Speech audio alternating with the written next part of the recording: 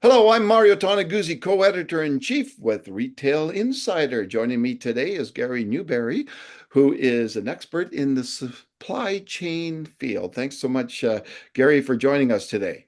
Well, thanks for having me along, Mario. Always a pleasure to talk to you. All right. Well, the supply chains across the country, across the globe, really, have been in the news a lot lately. When it comes to Canada, tell me, what your feeling is of what the state of the supply chain network is right now in this country. Yeah, so we can't just look at very recent times without looking at the last 4 or 5 years. I mean, before the pandemic, life was it was a bit hectic, but actually it was quite bliss. Then we went into the pandemic, and we found our supply chains broke down very quickly. If it wasn't factories we were dealing with, in a situation of overproduction or underproduction, or ships not being in the right place at the right time, or containers not being there, or chassis on the bottoms of to put the containers on, they weren't in the right place, certainly south of the border, and we had massive disruption, which we never really recovered from. But somehow we thought once we were out of the pandemic, we'd return to that sort of halcyon days of nice, straightforward supply chains. Yeah.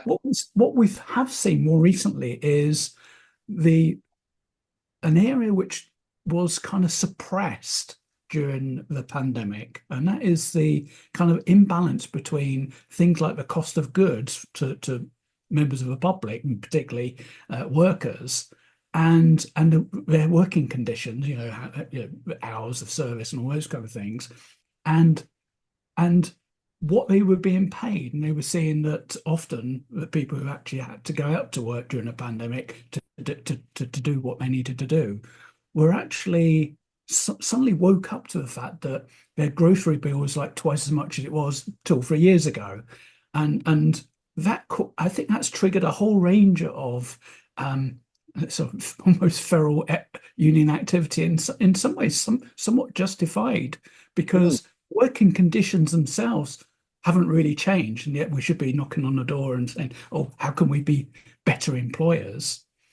And also the terms and conditions, the actual payrolls, haven't really kept in touch with the inflation, which went up and started to sort of subside slightly, but people have found themselves in a on the back foot over the last 3 or 4 years.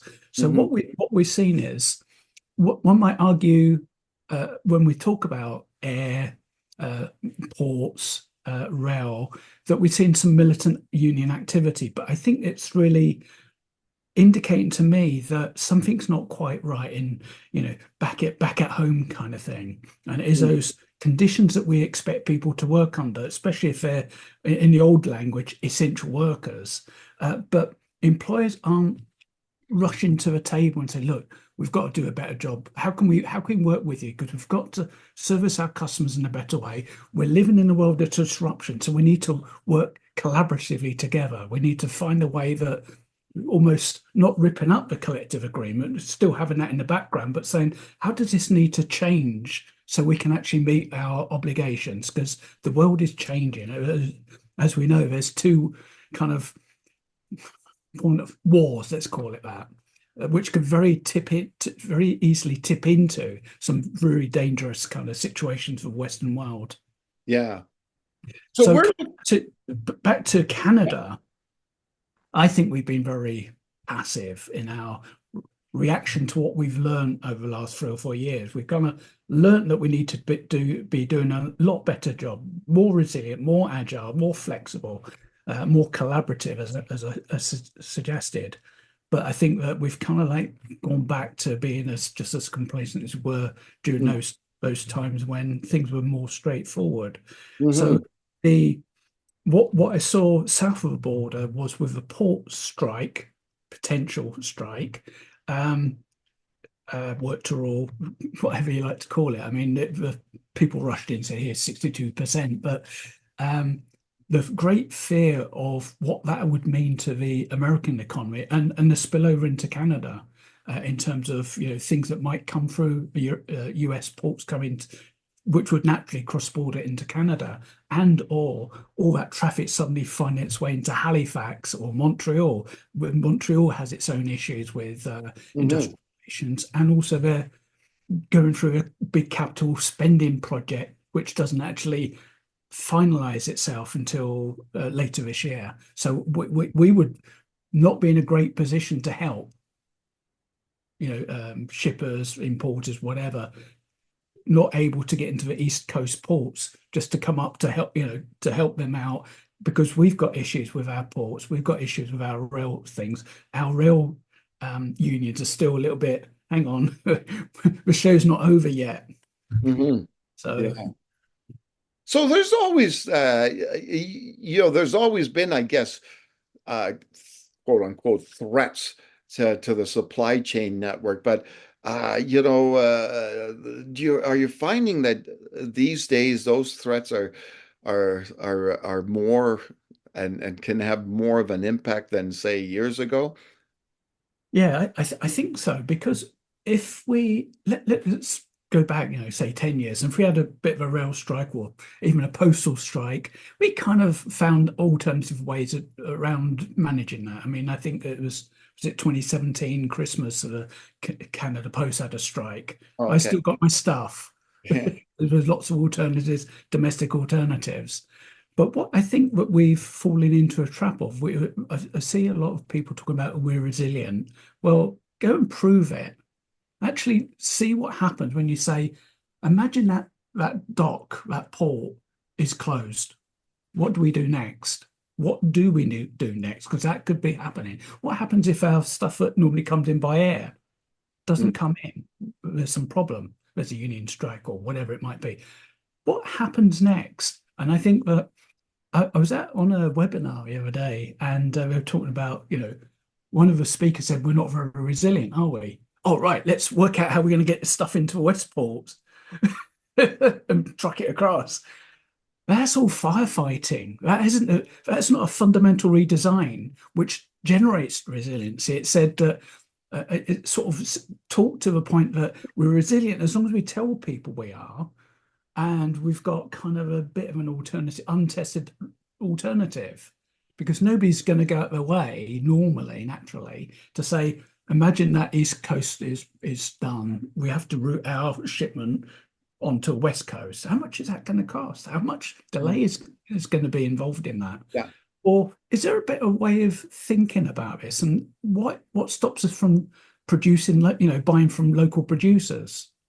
So we're only talking about, trucking then, Yeah. maybe a bit of rail, but we don't, I think we're still quite immature and we need to develop a more mature approach towards how do we make ourselves more sustainable, more resilient, and being able to continue to service our customers. So that in itself might actually be Yeah. creating a competitive advantage just by actually being, I would say, in a wider weight club and thinking about the different designs that we can have. I mean, we have a lot of talk about reshoring. And Mexico's jam-packed with lots of people saying, can we buy stuff from you rather than buying it from China? And that's a step in the right direction. But does that turn things into other problems? Congestion on our rail systems, our cross-bordering approaches, are they resilient enough or are they up to date enough Mm. for those changes that are happening? Yeah. So with the vulnerability that is out there in the market, especially retailers, what can they do to kind of mitigate the risk that they could face?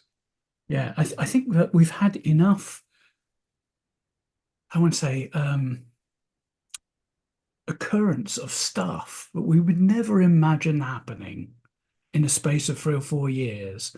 The most important thing is to learn from those Yeah. and think they're most likely to happen again.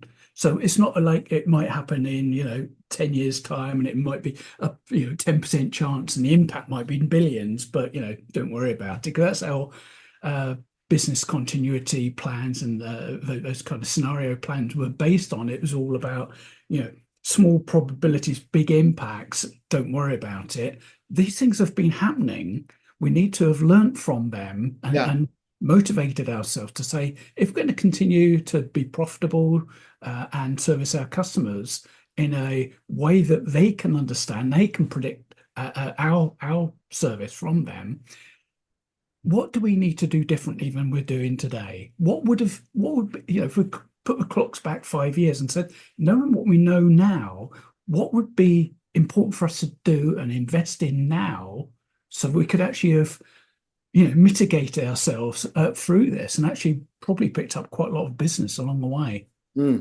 Yeah. And Gary, I don't know. Have you heard anything, with some of the stuff that's been going on most recently?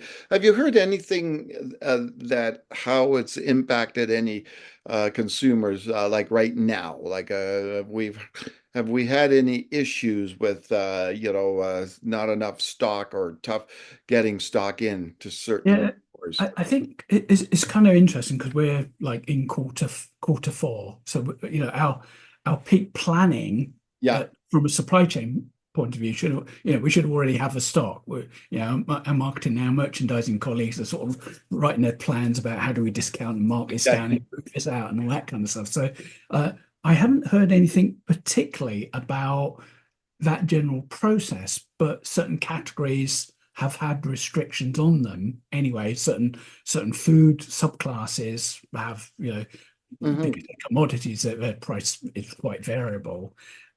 The rail strike, in anticipation of a rail strike, because there was some notice about it, lots of retailers were engaging lots of truckers to help put things into place and accelerate, to pull the stock through so it gets into their DC. So it obviates being held on the rail in the rail system when they close down and we can't even get hold of a stock. But that's generally the picture that I see, is that nothing to report except the ability for us to flex up and down quickly to Hmm. support the growth of the business, Hmm. which is, I guess, is endemic. It was happening before the pandemic. It's just whether or not, we've learned stuff and we've learned to be a little bit more smarter about how we approach the kind of problems that we face and will continue to face. All right, wonderful. Thanks so much, Gary, for joining us today. Okay, you're very welcome. All right, that was Gary Newbury, who is an expert in the supply chain field. I'm Mario Toneguzzi, co-editor in chief of Retail Insider. Thanks for joining us today.